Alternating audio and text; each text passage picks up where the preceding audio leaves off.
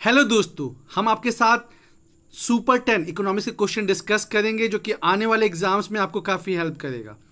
तो अभी 15वें वित्त आयोग ने अपनी सिफारिश दी है 2020-21 के लिए, जिसमें 41% दिया है स्टेट के लिए और 1% दिया है जम्मू एंड कश्मीर और लद्दाख के लिए।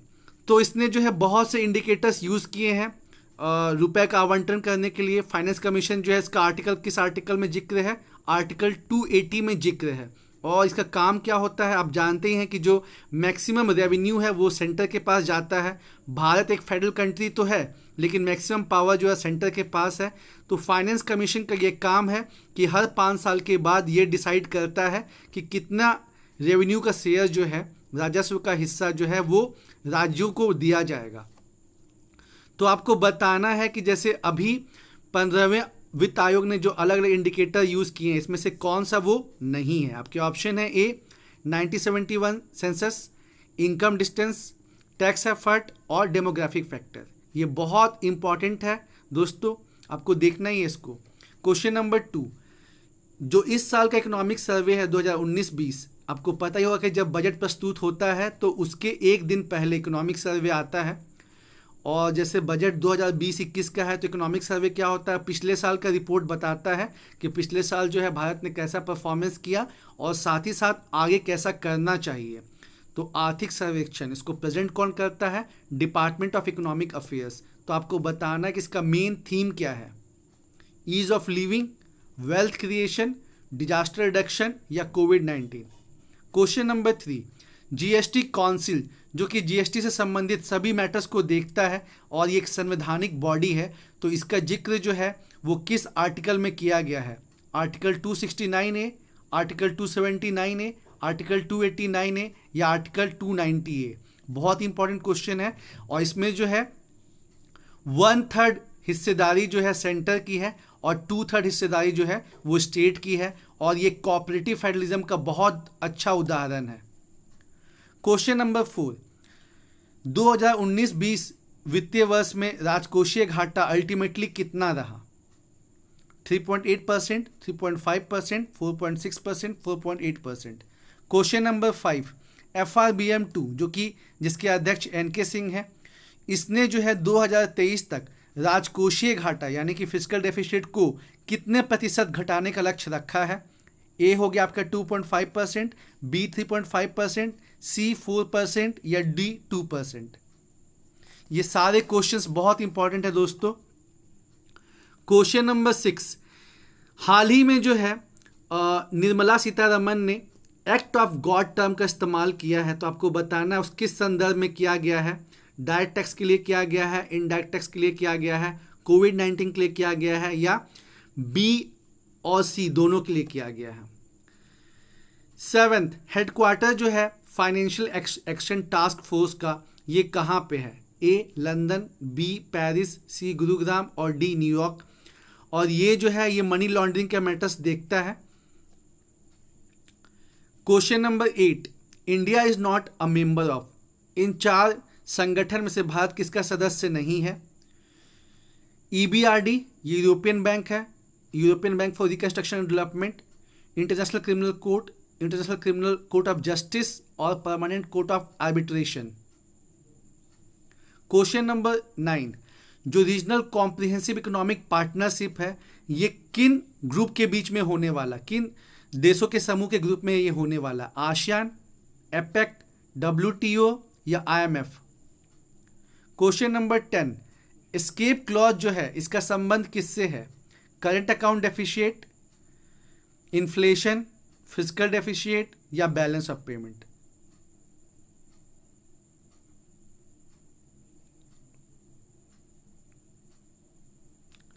एक बार फिर से देख लीजिए दोस्तों क्वेश्चंस को। हाल ही में जो 15वें वित्त आयोग है उसने अपनी रिपोर्ट सबमिट की है, तो आपको बताना है और इसने क्या किया है। जैसे 14 फाइनेंस कमीशन जो है, जो 14वां वित्त आयोग है, उसने जो है क्या प्रावधान किया था कि सेंटर को अपने राजस्व में से 42% जो है राज्यों को देना है। लेकिन 15 फाइनेंस कमीशन जो है, चूँकि जम्मू एंड कश्मीर और लद्दाख 2 यूनियन टेरिटरी बने हैं, तो इसने 1% कम कर दिया है। 41% दिया है 2020-21 के लिए स्टेट्स को और 1% दिया है जम्मू एंड कश्मीर और लद्दाख को। ये किस आर्टिकल में इसका जिक्र है? Article number 280। और इसके अध्यक्ष कौन है? NK सिंह। तो आपको बताना है, जैसे अलग अलग इंडिकेटर इस्तेमाल होते हैं ना रुपए देने के लिए, कि इसमें से कौन सा वो एक इंडिकेटर नहीं है। 1971 का census, income distance, tax effort या डेमोग्राफिक फैक्टर। क्वेश्चन नंबर 2, 2019-20 का जो आर्थिक सर्वेक्षण है उसका मेन थीम क्या है? Ease of living, wealth creation, disaster reduction, कोविड-19। इकोनॉमिक सर्वे होता क्या है दोस्तों? जैसे जिस ईयर का बजट प्रस्तुत होता है, जैसे इस साल जो बजट प्रस्तुत हुआ वो 2020-21, तो वो उसके एक दिन पहले जो है आर्थिक सर्वेक्षण आता है और वो पिछले साल का जो है फाइनल रिपोर्ट बताता है कि कैसा परफॉर्मेंस रहा, प्लस ये भी बोलता है कि इस साल कैसा होना चाहिए। और क्वेश्चन बनता है कि ये तैयार कौन करता है? तो डिपार्टमेंट ऑफ इकोनॉमिक अफेयर्स तैयार करता है। जीएसटी काउंसिल, जो कि जीएसटी के सभी मामलों को देखता है, ये इसका जिक्र एक संवैधानिक बॉडी है और इसका जिक्र जो है कौन से आर्टिकल में है? आपको ये भी पूछा जा सकता है कि जो जीएसटी है वो संविधान में कौन से संशोधन करके आया है? तो कौन सा संशोधन है? 101। बहुत इंपॉर्टेंट है, आपको बताना ये कौन से आर्टिकल में इसका जिक्र है। और जीएसटी काउंसिल में क्या है कि सेंटर और स्टेट के फाइनेंस मिनिस्टर रहते हैं और मिलजुल के काम होता है, और ये कोऑपरेटिव फेडरलिज्म का बहुत अच्छा उदाहरण है। तो आपको है article 269A, article 279A, article 289A या article 290A। Question number 4, physical deficit, जो कि एक बहुत इंपॉर्टेंट इंडिकेटर है, राजकोषीय घाटा, जो ये बताता है कि देश का जो है पोजीशन कैसा है। अगर फिजिकल डेफिसिट ज़्यादा होता है तो फिर जो है वो दर्शाता है कि देश का जो आर्थिक कंडीशन है वो ठीक नहीं है और इन्वेस्टर्स पैसा नहीं लगाते हैं। तो आपको बताना है कि 2019-20 के लिए भारत के संदर्भ में फिजिकल डेफिसिट यानी कि राजकोषीय घाटा कितने प्रतिशत रहा? आपका ऑप्शन है 3.8%, 3.5%, 4.6% और 4.8%। और दोस्तों हम आंसर्स इसलिए आप लोग को नहीं बता रहे हैं क्योंकि जब आप खुद से आंसर ढूंढते हैं ना, और तब जो आपको सीखने को मिलता है उसमें आप एक्स्ट्रा चीज़ भी जानते हैं। यहाँ तो जैसे अगर हम बता दें कि इसका आंसर क्या होगा तो आप बस इतना ही समझेंगे, और अगर आप खुद से ढूंढिएगा तो आपको जो है परेशान होना पड़ेगा। उसके बाद आप उसके बारे में थोड़ा 2-4 लाइन पढ़ेंगे भी, समझेंगे भी, तो ये अच्छा रहेगा। फिर FRBM 2 यानी कि फिजिकल रिस्पॉन्सिबिलिटी बजट मैनेजमेंट 2, जिसके अध्यक्ष NK सिंह थे, इसने जो है फिजिकल डेफिशिएट को घटाने का क्या लक्ष्य रखा है? 2023 तक घटा के कितना करना है? 2.5%, 3.5%, 4% या 2%? FRBM एक्ट भी बहुत इंपॉर्टेंट है, और जिन लोग को नहीं पता वो नीचे डिस्क्रिप्शन बॉक्स में देखिए और इसको समझिए, क्योंकि इस पे जो है मेंस में भी क्वेश्चन आ सकता है, और ऐसे भी ये आपको जानना समझना ज़रूरी है कि FRBM यानी कि physical responsibility and budget management क्या होता है। क्वेश्चन नंबर 6,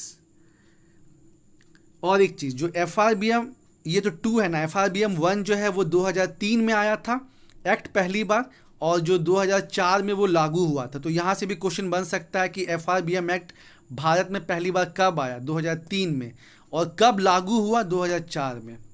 अगला क्वेश्चन बहुत इंपॉर्टेंट क्वेश्चन है, क्वेश्चन नंबर 6, जो एक्ट ऑफ गॉड है, जो कि निर्मला सीतारमण के द्वारा ये टर्म इस्तेमाल किया गया, तो किस संदर्भ में किया गया है? डायरेक्ट टैक्स के रिगार्डिंग में, इनडायरेक्ट टैक्स के रिगार्डिंग में, कोविड-19 के रिगार्डिंग में, या BNC दोनों? फिर क्वेश्चन नंबर 7, हेडक्वार्टर ऑफ जो FATF है वो कहाँ पे है? यानी कि फाइनेंशियल एक्शन टास्क फोर्स का हेडक्वार्टर कहाँ पे है? लंदन, पेरिस, गुरुग्राम या New York? Question number 8, India is not a member of, Bharat इसमें से किसका सदस्य नहीं है?